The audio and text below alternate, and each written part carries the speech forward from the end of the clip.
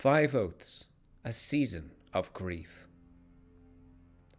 The summer of the year 801 TR saw significant activity from the Galoglig at Raig Tirneach's disposal. They were tasked with addressing threats arising all across the 5 realms, including dealing with disputes between riders, the machinations of the Gwicht, and, most crucially, in taking on missions of special importance to the Raig, or the people of Tirneach as a whole. As the summer months drew to a close, a delegation of several ships were dispatched from the shores of Vigil with a singular purpose: to follow in the footsteps of the previous Raig to the Shaper's Steps and to investigate the mystery of their death and disappearance.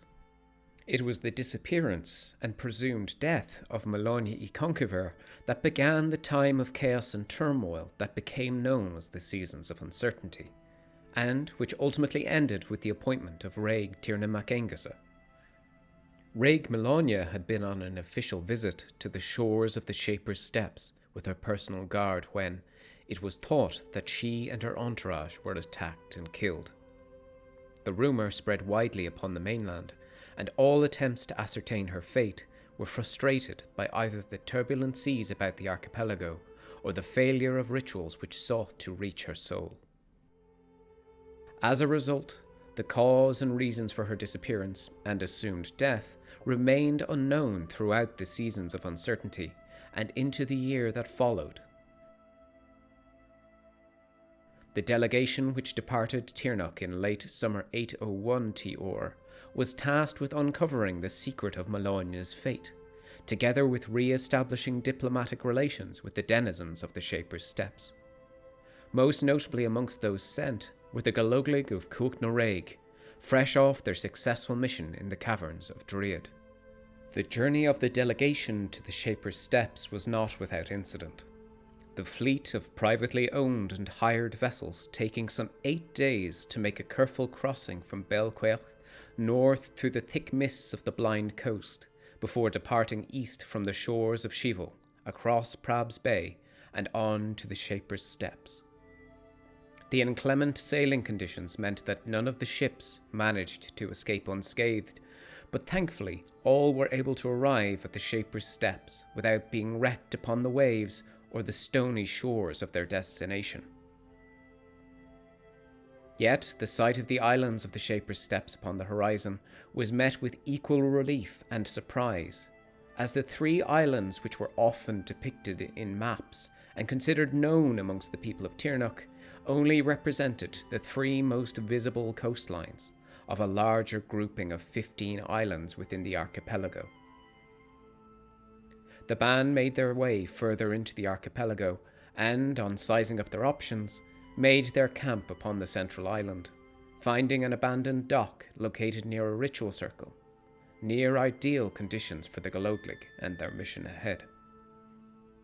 However, the preparations for the mission were interrupted when, in the middle of mustering the band, Thane Ulgar Corcra was suddenly taken ill and rendered unconscious, apparently poisoned with an unidentified toxin. Though the band were quick to treat the Thane, they were only able to stabilize him and ensure that his condition would not worsen, and as the band started on their work in earnest, they did so without the aid and guidance of their Thane. The new arrivals to the Shaper's Steps did not escape the notice of the locals for long, and soon Cúig na Raig were dealing with visitors who represented many of the local groups, together with fending off some of the more unusual and fearsome local wildlife.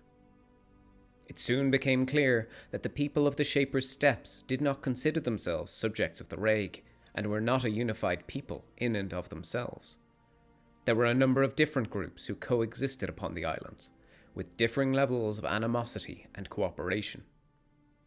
The band set about both entertaining and engaging with representatives of the different factions on the islands, while also undertaking tasks to ingratiate themselves to the locals. Meanwhile, doing what they could to investigate what had occurred to Raig Maloney during her ill-fated visit. While the members of the band were seeking to learn more about the locals and their ways, there were also groups who had a distinct interest in them. Shortly after the band's arrival, two groups sought them out, specifically, with different agendas. The first was a representative who sought out the weeping within the band, who went by the name of Devesa, and purported to offer them an explanation of their origin and purpose. The proof of their words was offered through the form of a tonic, made from plants sourced on the Shaper's steps, which offered those who took it visions, in a similar manner to scorpion grass, though there were some doubts as to the veracity of the visions it offered. The second visitor who sought out the band was a representative from a group called the Cult of the Dragon, who had heard of the band's possession of a rare relic, a bone that belonged to a true dragon before their extinction. The cult idealized the historic dragons and vilified the Vartuk for the role in their downfall. They sought out the drake-blooded members of the band and persuaded them to show them the bone that the band held, something that the cult considered to be a remnant of the fallen dragons. The representative of the group persuaded them to bring it to a secluded meeting for the purposes of using the relic to conduct a ritual to contact the dragon it once belonged to.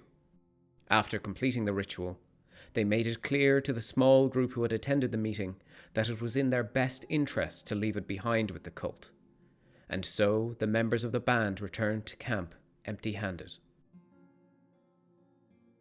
During the course of their dealings with the representatives of the various groups based in the Shaper's Steps, Cuach nó Rég did not lose sight of their mission of confirming what had happened to Rég Melonia.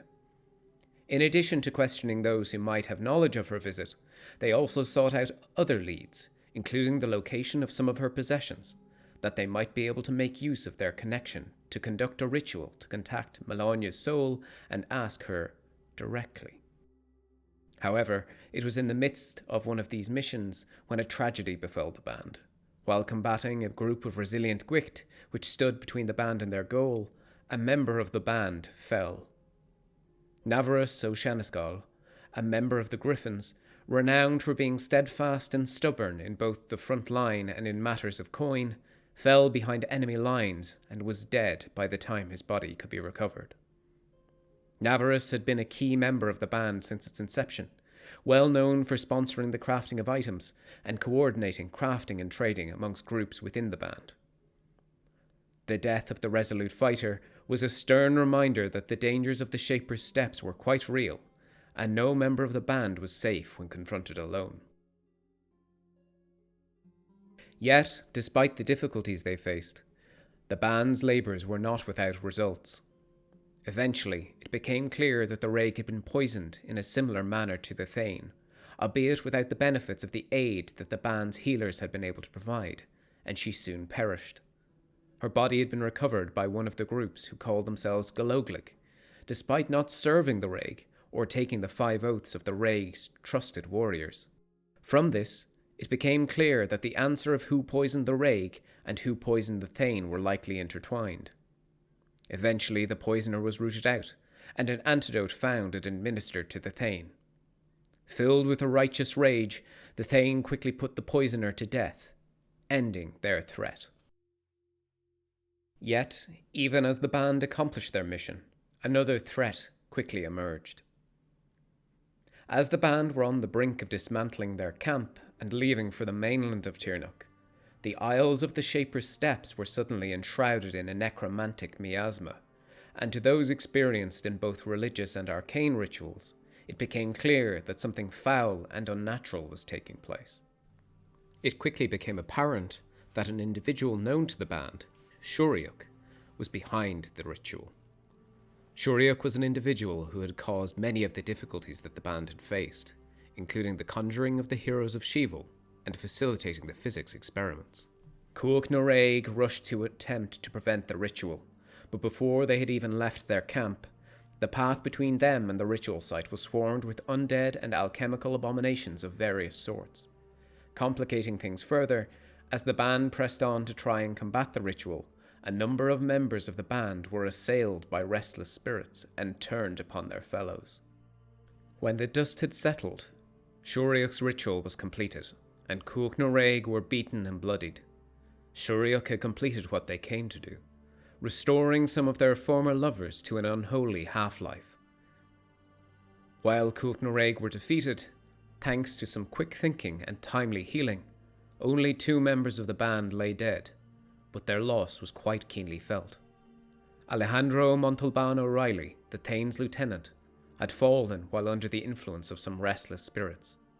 He had acted as Thane's lieutenant since Ulgar Corcra took over command of the band, and often led the band into battle, together with being a veteran of the Battle of the Scarlet Heather. Foxglove, a member of the extended Arugula family, fell in the midst of the melee with the undead horde.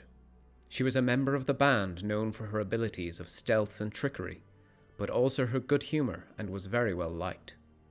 However, even as the band began to reel from the losses they had suffered, the necromantic energy swelling about the Shaper's steps appeared to rise to a climax. The skies darkened with swirling clouds, and a red glow showed through the encroaching darkness, which coalesced with a flash of lightning, revealing a roiling mass of dark clouds that coated the skies, its path seemingly set to sweep west towards Tirneach. In the days that followed, the Shaper's steps were rocked by the fallout of Shoriach's ritual, undead swarming the archipelago even as Cúcht gathered themselves to return to Tirneach. They helped as much as they could, albeit they could not remain, for the dark months of winter lay before them, and they had much news to carry home, of death, of darkness, of dragons. Yet the band could not afford to dwell on the past mission for long. During the course of the campaign, the band had been presented with a number of options for their next mission, between assisting riders on either side of a conflict in Vale or assisting with a licensing dispute in Usa. Rather than choosing a side in the conflict in Vale, the band opted to take their next mission in Usa, perhaps seeming less politically fraught than choosing to side with one rider over another, though in the land of Usa, few things are as clear as they initially seem, and more troubles awaited the band in Baelquaoch than handling paperwork, though the full extent of the danger would not be clear until well after their arrival.